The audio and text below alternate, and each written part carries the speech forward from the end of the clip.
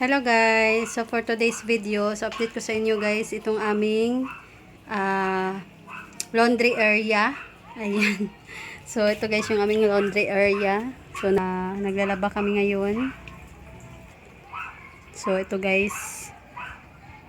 So ang susunod dito, spin na. Mag-i-spin na ito guys. At ayan, yun pa guys yung ibang mga labahan. At ito na yung tapos na. Ayan. So, ito yung unang laban niya. Ayan, kanina.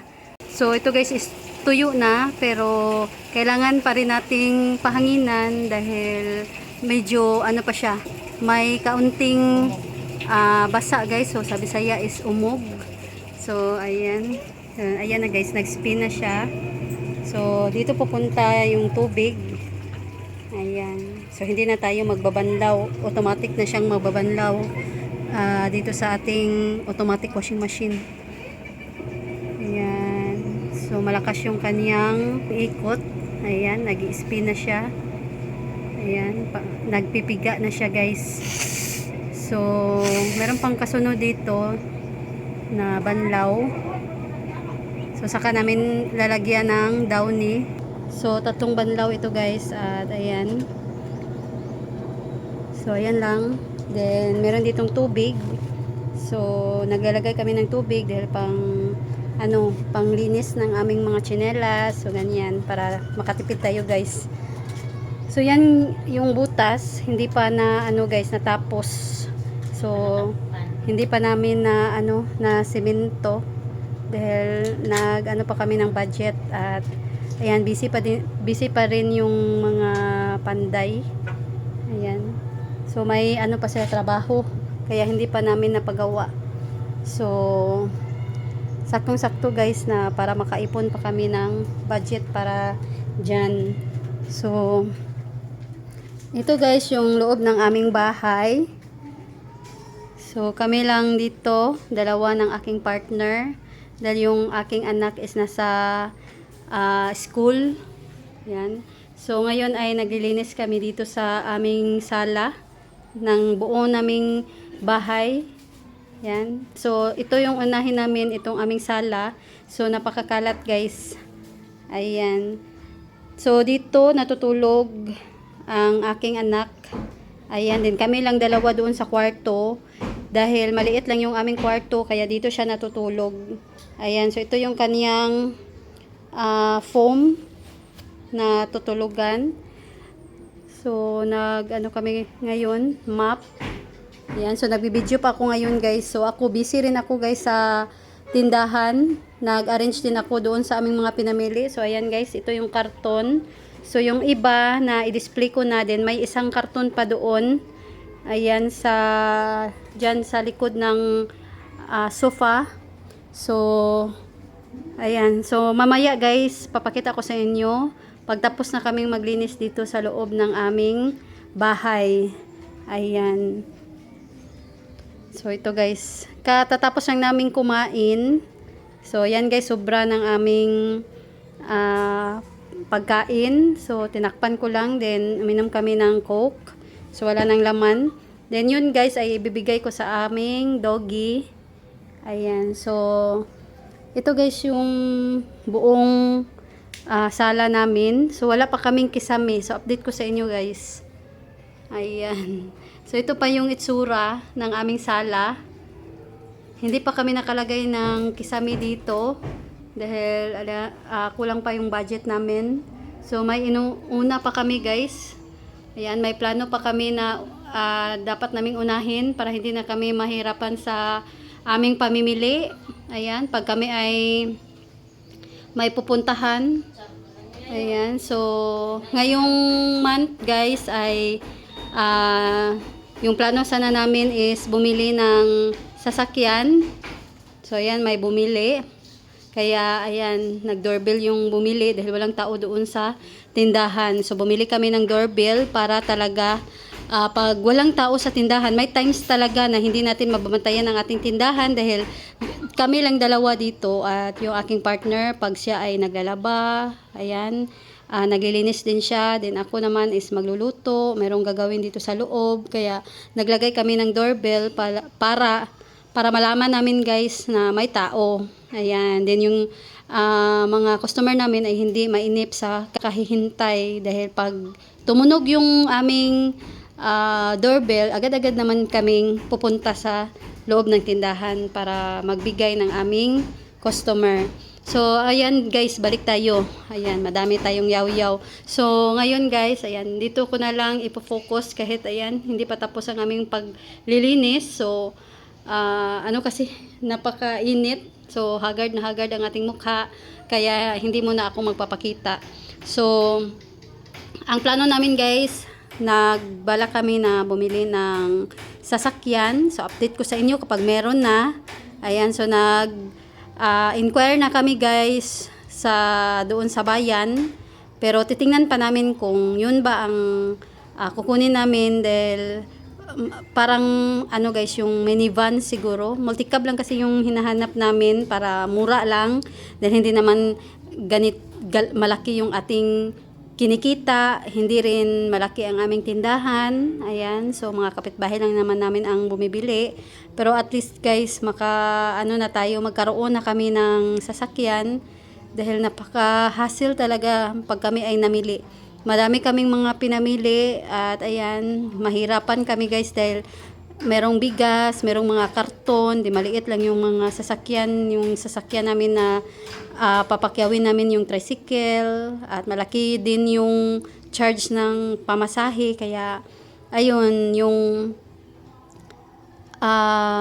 pag kami din ay umuwi na malakas ang ulan, so nahirapan talaga kami guys dahil nasa looban yung aming bahay, ang aming tindahan, din malayo kami sa kalsada.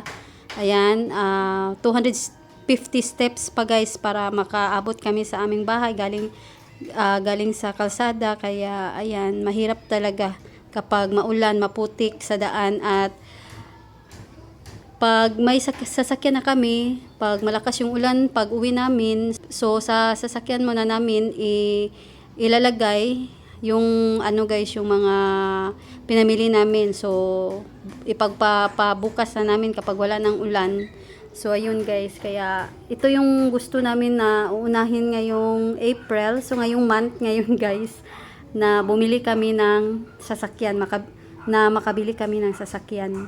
Ayan, kaya hindi muna namin ipapagawa itong aming kisame dahil ito guys is maglalagay kami ng kwarto dito sa taas. Magpapagawa kami ng second floor. So yan lang guys. Maliit lang siya para lang pag guys, meron tayong tutulugan sa taas. Kasi isa lang yung kwarto namin, nasa likod, nasa kusina siya. Ayan. So itong aming second floor dito, yun guys ang isusunod namin. So marami pa kaming gustong ipagawa pero hindi naman kalakihan yung ating kita at hindi naman yun guys ang i-focus talaga natin. Ayan, hindi naman kami nauulanan dito sa loob, wala namang guys, tulo kapag umuulan. Siguro pag yung malakas talaga, may times na tutulo na kapag yung pinakamalakas na ulan. Ayan, dahil noong bagyong Odette, nagka-ano na itong aming talaga, yung bubong para siyang matatanggal yung times na nagbabagyo, kaya may mga na-damage na din. Ayan. So, ayan lang guys. Update ko sa inyo itong loob ng aming bahay. So, ito lahat ang nakikita nyo sa loob. Ayan. So, ito ay katas ng aming pagtitinda. Ayan. So, ito guys, lahat. Dahil wala naman kaming trabaho. Ayan. So, ayan lang. Update ko sa inyo mamaya guys pagkatapos naming linis sa loob. So, papakita ko sa inyo yung kabuuang linis pag malinis na itong aming sala. So, ayan lang guys. Keep on watching. So, ayan guys. Ito nang itsura. Ayan. Ng aming sala. So, malinis na. Kasi nung ano guys, hindi pa kami nakapaglinis. So may mga karton dito na nilagay dahil yung aming mga pinamili dito ilalagay guys dahil masikip kasi dito sa aming daanan. Ayan, palabas. Dahil may mga soft drinks dyan, merong ref dito. Ayan, din ang aming chiller. Then may drum dito guys na lagayan namin ng mga sako. Ayan. So, ngayon, pakita ko sa inyo guys yung aming sala.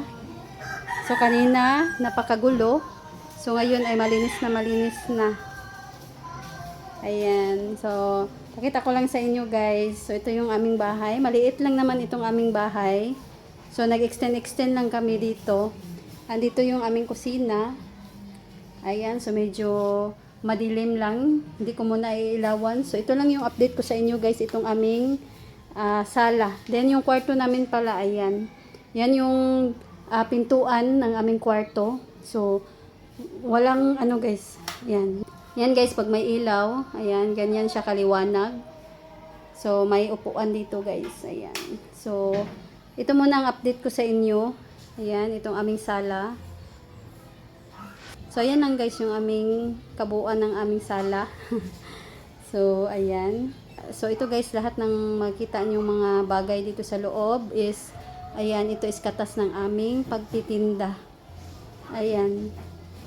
So, ayan lang guys. Ito yung loob ng aming sala. So, gusto ko lang i-share sa inyo. Dahil ito talaga, kita namin sa aming tindahan, sa aming pagtitinda. Is ito guys. Ayan. So, yung iba, ayan, binigay na namin. Din yung iba naman ay, na dahil sa luma na, ayan, so, nasira yung iba naman is binigay na namin. So, napakadami na naming nabili guys sa katas ng aming pagtitinda. Ayan. So, ayan lang.